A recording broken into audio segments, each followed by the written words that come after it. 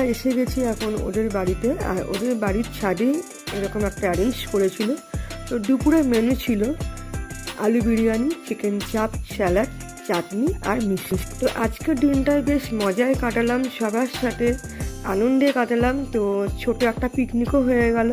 তো এত সুন্দর একটা দিন ছিল, তাই তোমাদের সাথে শেয়ার করলাম। তো কেমন লাগলো তো একটা লাইক করো আর একটা কমেন্ট করে জানিও।